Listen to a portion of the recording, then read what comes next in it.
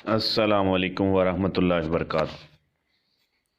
ज़िंदगी का सबसे काबिल कदर सबक ये है कि ज़िंदगी वैसी नहीं होती जैसी हम चाहते हैं। किताब का नाम है ज़िंदगी के 20 अजीम सबक और मुसन्नफ़ का नाम है अर्बन हॉल। हमारी ख्वाहिश होती है कि हमारी ज़िंदगी आसान हो, मुश्किल तौर पर मुनसिफ़ाना हो, ज़्यादा से ज़्यादा हैरत अंगेज़ हो, इसमें दुख तकलीफ़ और रंजो आलम ना हो, हमें काम ना करना पड़े, हमें मौत ना आए, हम हर वक्त खुश रहें। बदकिस्मती से हमारी ये ख्वाहिश पूरी नहीं होती। हकीकत इनके बरक्स होती है। ताहम हकीकत एक अजीम उस्ताद है। ये हमें सीखने में मदद देती है। गो कि हम इसको सिखाने का अमल बहुत धीमा और अज़ियत से भरा हुआ है। वह हमें ज़िंदगी के चंद नहायत काबिल कदर सबक सिखाती है। इनमें से एक सबक, दुनिया हमें खुश करने के लिए ख़ुद को कभी वक्फ नहीं करेगी। हम उसे पसंद करें या ना करें, ये हमारी ज़िंदगी का एक अजीम सच है। हकीकत में हमारा पहला और सबसे काबिल कदर सबक है। हज़ारों फ़लसफ़ी इस मौजू पर लिखते चले आ रहे हैं कि ज़िंदगी जैसी होती है वो वैसी क्यों होती है, लेकिन ये हमारा मसला नहीं। हमारा मसला ये है कि ज़िंदगी किस तरह काम करती है। अगर वो नहीं समझते और ज़िंदगी को जैसी वो है वैसी ही कबूल कर लेते हैं, तो फिर हम किसी चीज़ की ख्वाहिश करते रहेंगे, उसे कभी नहीं पा सकेंगे। हम शिकवे करते रहेंगे। मामलात को यूँ नहीं होना चाहिए, लेकिन मामलात वैसे नहीं होते। ये ज़िंदगी का एक सबसे ज़्यादा काबिल कदर सबक है, क्योंकि जब हम ये समझ पाते हैं कि दुनिया में खुश करने के लिए ख़ुद को वक़्फ़ नहीं करेगी, तो हम अपनी ज़िम्मेदारी कबूल। मुझे किसी ने पूछा, क्या तुम्हें यकीन है कि तुम इन मनफी तसव्वुरात को किताब के आगाज़ में रखना चाहते हो? मैं तो इन्हें मनफी नहीं समझता। इन्हें आगाज़ में इस वजह से रखा है कि ये बुनियादी सच हैं। इन्हें इसलिए आगाज़ में रखा है कि ये बहुत अहम है। मैं तो इन्हें मुकम्मल तौर पर मुस्बत तसव्वुर करता हूँ। मैं तुम्हें मिसाल देता हूँ। मैंने ये किताब कंप्यूटर की मदद से लिखी है। अब मैं कंप्यूटर पहले की निस्बत ज़्यादा बेहतर अंदाज में चला सकता हूँ। जब कंप्यूटर नया नया आया था तब मैं उसे बेहतर अंदाज में नहीं चला सकता था। इसकी वजह यह है कि मैंने ये जानने के लिए वक्त सर्फ किया है ये किस तरह काम करता है। ये अमल आसान नहीं था। हालांकि कंप्यूटर के बारे में बावर किया जाता है कि ये यूज़र फ्रेंडली है। ज़िंदगी की मिसाल भी ऐसी है। जब हम समझ जाते हैं किस तरह काम करती है, तो हम इससे बहुत कुछ हासिल कर लेते हैं। ज़िंदगी कठिन है। क्या तुमने कभी किसी कार के बम्पर पर चिपका स्टिकर देखा जिस पर लिखा हो ज़िंदगी कठिन है, और फिर तुम मर जाते हो? मैंने जब पहली बार ये पढ़ा तो मैं हंसने लगा। फिर मैंने सोचा, मैं क्यों हंस रहा हूँ? मुझे तो इस पर हैरान होना चाहिए। किसी की कार के पीछे ज़िंदगी का एक अजीम सच ऐन मेरे सामने था। ये जुमला तो मुझे किसी कदीम फ़लसफ़े की किताब में पढ़ने को मिलना चाहिए था। हकीकत भी है। ये कहा जाता है कि इस बात सबसे पहले कदीम फ़लसफ़ी ने कही, तकरीबन 2500 पहले। गौतम बुद्ध ने कहा। 4 सच्चाइयाँ बयान की। पहली सच्चाई ये थी कि ज़िंदगी दुख है। हो सकता है ये बात कहने वाला वो पहला शख्स हो, ताहम मेरा ख्याल है कि इससे पहले बहुत से लोगों ने इस हकीकत को जान लिया था। मेरे लिए यकीन करना दुश्वार है कि दुनिया के अव्वलीन बशिंदों के लिए ज़िंदगी आसान होगी। ज़िंदगी गठन है और ये हमेशा रहेगी। नफ्सियात दान स्कॉट पैक की मशहूर किताब द रोड लेस ट्रैवल्ड के इब्तदाई 3 अल्फाज ज़िंदगी मुश्किल है। पैक इसे एक अजीम तरीन सच कहता है, क्योंकि जब हम इसे जान लेते हैं, उसे कबूल कर लेते हैं, तो हम ज़्यादा मुअस्सर अंदाज में जी सकते हैं। हम अपने मसाइल पर गिरियाज़ारी करने के बजाय उसके हल को तलाश करते हैं। जो लोग कामयाब होते हैं वो लोग नाकाम होते हैं। इनमें सबसे बड़ा फ़र्क ये होता है कि वो ज़िंदगी की मुश्किलात के हवाले से कैसी सोच रखते हैं। नाकाम लोग अपने मसाइल को नज़रअंदाज करने की कोशिश करते हैं। कामयाब लोग अपने मसाइल को कबूल करते हैं, उनके ज़रिए अमल करते हैं, ख्वाह वो इसके दौरान इन्हें दुख ही क्यों ना सहना पड़े। मसाइल से न बर्दाश्त होने से और इनका हल ढूंढने से ज़िंदगी के माने मिलते। उम्र से कता नज़र पेशतर लोगों का मसला है कि उस हकीकत को समझ नहीं पाते या उसे कबूल नहीं करते। वो मुश्किलात बर्दाश्त करने के बावजूद इस हकीकत को तस्लीम नहीं करते। وہ اپنے مسائل کو زیادہ ہونے کا شکوہ خود سے اور دوسروں سے کرتے رہتے ہیں۔ اس طرح بات کرتے ہیں جیسے ان کی مشکلات منفرد نوعیت کی ہیں۔ ایسا لگتا ہے کہ انہیں اپنے سوا باقی ہر کسی کی زندگی آسان دکھائی دیتی ہے۔ شکوے شکایتوں سے مسائل ختم نہیں ہوتے۔ شکوے شکایتوں سے تو مسائل بد سے بدتر اور بدترین ہوتے جاتے ہیں۔ اپنے مسائل کا شکوہ کرنا انہیں دوسروں پر ڈالنے کی ایک کوشش ہے۔ انہیں زندگی کی ایک لازمی شرط کی حیثیت سے قبول نہ کرنے کا ایک طریقہ ہے۔ تھوڑا عرصہ پہلے کی بات ہے، میرا ایک شاگرد مجھے ملا۔ اس وقت اس کی عمر تقریباً 20 سال تھی۔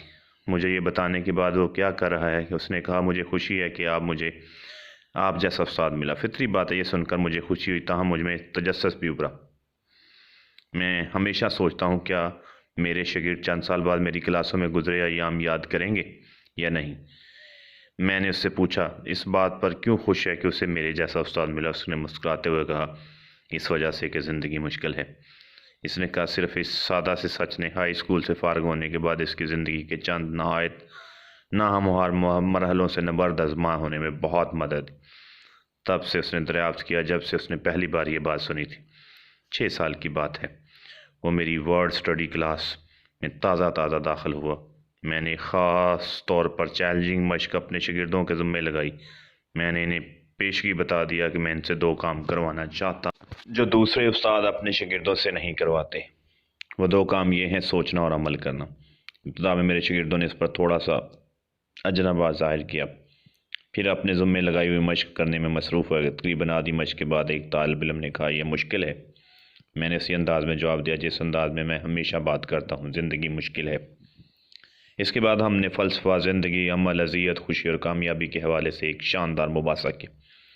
6 سال بعد وہ طالب علم شاید یہ تو نہیں جانتا ہوگا کہ ملائیشیا کے دارالحکومت کا نام کیا ہے، تاہم وہ یہ ضرور جانتا ہے کہ زندگی مشکل ہے۔ اس سے زیادہ اہم بات ہے کہ اس نے اس کی صداقت کو قبول کر لیا ہے۔ جب ہم اس حقیقت کو تسلیم کر لیتے ہیں، زندگی مشکل ہے، تو ہم ترقی کرنے لگتے ہیں۔ ہم یہ سمجھنے لگتے ہیں کہ ہر مسئلہ ایک موقع ہے۔ اور تبھی ہم اپنی حقیقت سے آگاہ ہوتے ہیں۔ ہم زندگی کے چیلنجوں کو قبول کرنے لگتے ہیں۔ ہم مشکلات سے شکست کھانے کی بجائے ان کا اپنے کردار کی آزمائش کی حیثیت سے استقبال کرتے ہیں۔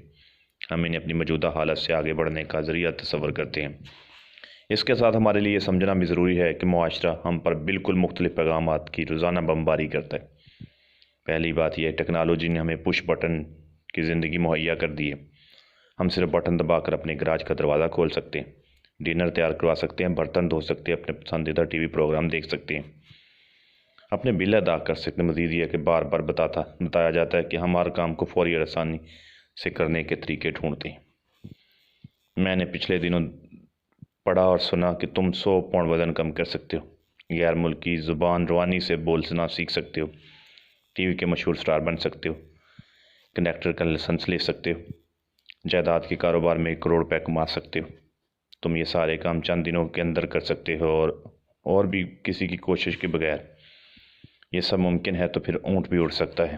اس قسم کے اشتراط کی بھرمار ہے۔ اس کی وجہ یہ ہے کہ ایڈورٹائزمنٹ اور مارکیٹنگ کے شعبوں میں کام کرنے والے لوگ انسانی رویوں کو بہت اچھی طرح جانتے ہیں۔ وہ جانتے ہیں کہ بیشتر لوگ اس حقیقت کو قبول نہیں کرتے کہ زندگی مشکل ہے، اس کی بجائے فوری اور آسان طریقے ڈھونڈتے رہتے ہیں۔ میں نے پچھلے سبق میں کہا تھا، کامیاب لوگ زندگی کو ویسا ہی قبول کرتے ہیں جیسی وہ ہے۔ اس باب میں اس حقیقت بیان کر رہا ہوں، جو چیزیں حاصل کیے جانے کے لائق ہیں وہ کبھی فوراً اور آسانی سے حاصل نہیں ہوتی۔ اس اصول کی قیمت دینی پڑتی ہے۔ وہ وقت صرف کر کے، سخت جدوجہد اور کوشش اور قربانی دے کر، درد اور کرب سہ کر حاصل ہوتی ہیں۔ اس کی وجہ ہے زندگی مشکل ہے، اور زندگی ہمیشہ منصفانہ نہیں ہوتی۔ 1981 کا واقعہ ہے۔ کشنر نے، جو کہ خود کو زندگی کا سایہ ہوا تھا، قرار دیا، ایسے لوگوں کے لیے کتاب لکھی جو زندگی کے سائے ہوئے اور کسی چیز کو بہتر جاننا چاہتے تھے۔ When bad thing happen to good people, یہ کتاب 20ویں صدی کی چند سب سے زیادہ پڑھی جانے والوں کی کتابوں میں سے ایک کتاب ہے۔ یقینی امکان ہے یہ کلاسک بن جائے گی، کیونکہ اس میں ہمارے قدیم ترین اور آفاقی سوال کو موضوع بحث بنایا گیا ہے۔ وہ سوال ہے، کیوں؟ اس سے بہتر میں ہی کیوں؟ کشنر کے پاس اس سوال کے پوچھنے کی تمام وجوہات تھیں۔ اس کے 3 سالہ بیٹے ایرن یعنی عمر تیزی سے بڑھنے کی بیماری تھی۔ ایرن نے جسمانی تکلیف سہی اور اس کے گھرانے نے جذباتی 14 سال کی عمر میں فوت ہو گیا۔ وہ اس کا گھرانہ دونوں ہی اس سے بہتر کے حقدار تھے۔ بدقسمتی زندگی ہمیشہ منصفانہ نہیں ہوتی، شاید یہ سب سے زیادہ اذیت ناک سچ ہے۔ ہم نے جاننا ہے، یہ ایسا اذیت ناک سچ ہے جسے ہم نے قبول کرنا ہے۔ اچھے لوگوں کے ساتھ برے واقعات ضرور پیش آتے ہیں، بعض اوقات دوسروں کے ساتھ اور بعض اوقات ہمارے ساتھ۔ ہمیشہ لگتا ہے کہ یہ واقعات تب پیش آتے ہیں جب ہم ان کے بہت کم مستحق ہوتے ہیں۔ مزید ہم دیکھتے ہیں کہ اچھے واقعات ایسے لوگوں کے ساتھ پیش آتے ہیں جو اس کے مستحق ہی نہیں ہیں، جیسا کہ بائبل میں لکھا ہے، سورج برے لوگوں کے لیے بھی ویسے ہی طلوع ہوتا ہے جیسے اچھے لوگوں کے لیے۔ بارش دیانتدار اور خیانت کرنے والوں پر یکساں برستی ہے۔ اس میں کوئی حیرت نہیں، ہم خود کو یہ کہتے سنیں یہ تو انصاف نہیں ہے۔ میں لمحہ بھر کے لیے یہ کہنا نہیں چاہتا، جب کوئی علمیہ رونما ہو تو ہم کہیں خوب اس طرح ہوتا ہے، پھر زندگی خوشی خوشی بسر کرتے چلے جائیں۔ ہم میں سے کوئی ایسا نہیں۔ دوسری انتہا پر ہم درد کرب کی خواہش بھی نہیں رکھتے۔ ہم جو کچھ کر سکتے ہیں وہ یہ ہے کہ ہم اس سے زیادہ مؤثر انداز میں نپٹنا سیکھیں، جیسا کہ دوست ٹمبل نے حیران کن کتاب یو گوٹ کی ڈینس درد و کرب ناگزیر ہے لیکن مصیبت زدہ ہونا اختیاری ہے۔ ہم تعمیری انداز میں درد کرب کا مقابلہ کر کے مصیبت زدہ زندگی سے بچ سکتے ہیں۔ ہم یہ عہد کر سکتے ہیں ہم اسے خود کو تباہ کرنے نہیں دیں گے، ہم اسے زندگی کی ایک حقیقت کے طور پر قبول کریں گے اور اس کے ذریعے اپنی صورتحال کو کنٹرول کریں گے۔ بینجمن نے لکھا ہے، جو معاملات صدمہ پہنچاتے ہیں وہ سبق سکھاتے ہیں۔ شاید اس لیے کہا تھا کہ زندگی کے بعد انتہائی اذیت دہ سبق نہایت ہی قیمتی بھی ہوتے ہیں۔ جب کوئی ہمارے بات ہمیں صدمہ پہنچا رہی ہوتی ہو، وہ صدمہ جسمانی ہو یا جذباتی ہو، سب سے اہم بات یہ ہے کہ ہم میں اس کوئی نہ کوئی معنی تلاش کر لیتے۔ اذیت یقیناً ہمیں کچھ نہ کچھ سکھاتی ہے، ہمیں سکھانے کے لیے آمادہ کر۔ جب ہم اذیت سے سیکھتے ہیں تو ہم سمجھدار بنتے جاتے ہیں، مضبوط ہوتے ہیں۔ زندگی میں ہماری حقیقی کامیابی کا بڑا ہی حد تک تعین اس سے ہوتا ہے کہ ہم مخالف حالات سے کس طرح نبرد آزما ہوتے ہیں۔ ہم مخالف حالات سے فرار ہو جاتے ہیں تو اس کا سامنا کرتے ہیں، ہم سکڑ سے مر جاتے ہیں، اس کے ذریعے ترقی پاتے ہیں، اس کے سامنے ہتھیار ڈال لیتے ہیں یا فتح حاصل کرتے ہیں۔ ہم ایک ادھوری دنیا میں ادھورے لوگوں کے ساتھ جی رہے ہیں۔ کوئی شخص ہم میں سے یہ وعدہ نہیں کر سکتا کہ ہماری زندگی اذیت اور مایوسی سے آزاد ہوگی۔ اسی طرح کوئی شخص ہم سے یہ وعدہ نہیں کر سکتا کہ ہماری زندگی مکمل طور پر محفوظ اور ہمارے قابو میں ہوگی۔ ہم اس سے صورتحال میں اکیلے نہیں، ہر انسان اسی صورتحال سے دوچار ہے۔ ہر شخص ناانصافی سے دوچار ہے، وہ صدمہ سہتا ہے، کبھی نہ کبھی کوئی نہ کوئی نقصان اٹھاتا ہے۔ سوال یہ نہیں کہ ان کے ساتھ ایسا کیوں ہے، سوال یہ ہے کہ وہ کس طرح نبرد آزما ہوتے ہیں۔ جو لوگ زندگی میں کامیاب ہوتے ہیں وہ ناانصافی کے مقابلے سے فرار نہیں ہوتے، وہ فقط اسے قبول کرنا سیکھتے ہیں، اس سے زیادہ تعمیری انداز میں فائدہ اٹھاتے ہیں۔ ہو سکتا ہے اس لیے وہ بہت سے لوگوں نے درجہ ذیل دعا اپنے گھروں اور دفتروں میں آویزاں کی، خدا نے مجھے عطا کیا ہے ان چیزوں کو قبول کرنے کی ہمت جنہیں میں تبدیل نہیں کر سکتا، ان چیزوں کو تبدیل کرنے کی جرأت جنہیں میں تبدیل کر سکتا ہوں۔ فرق یہ ہے جاننے کا شعور، روزمرہ کی جرأت۔ ہم جو کچھ بنتے ہیں اس کا انحصار حالات پر نہیں بلکہ ہمارے فیصلوں پر ہے۔ بعض لوگ خارجی حالات کے تابع مہمل ہوتے ہیں، جب حالات اچھے ہوتے ہیں تو وہ چوٹی پر ہوتے ہیں اور جب حالات برے ہوتے ہیں تو لڑکھڑا جاتے ہیں، شکستہ دیواروں جیسے ہو جاتے ہیں، برباد ہو جاتے ہیں اور اپنی زندگی بے قابو سے باہر چیزوں کو قابو کرتے ہیں، ستاروں، قسمت، ہواؤں اور جنات وغیرہ کے رحم و کرم پر چھوڑ دیتے ہیں۔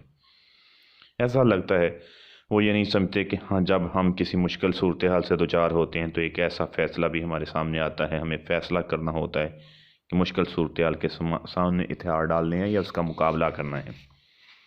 زندگی کے درست حقیقتوں کے مقابلے میں کھڑے ہونے کے لیے جرأت درکار ہوتی ہے۔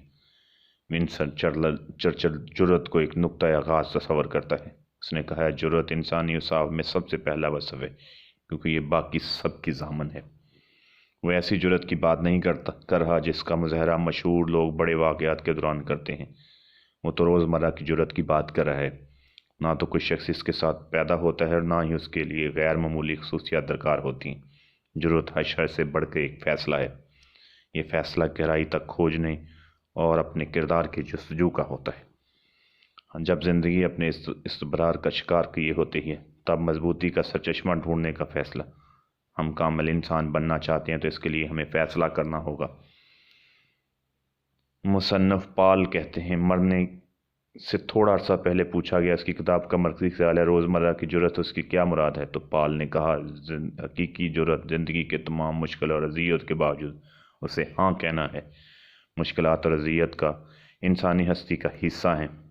اس نے کہا ہے کہ زندگی اور ہمارے اپنے حوالے سے مثبت اور معنی خیز چیزیں ڈھونڈنا جرت کی متقاضی ہیں۔ جب ہم ایسا کرنے پر قادر ہیں تب ہم نہ صرف زندگی کو مکمل طور پر قبول کرتے ہیں، اسے مکمل طور پر چننا بھی شروع کر دیتے ہیں۔ زندہ رہنے کی جرت کی سب سے اعلیٰ صورت زندگی سے محبت کرنا ہے۔ زندگی مشکل ہے، یہ ہمیشہ منصفانہ نہیں ہوتی، تاہم اس کا مطلب یہ نہیں کہ یہ اچھی، ثمرآور اور مسرت بخش نہیں ہوتی۔ اسے ہاں کہنے کی بہت سی وجوہات ہیں۔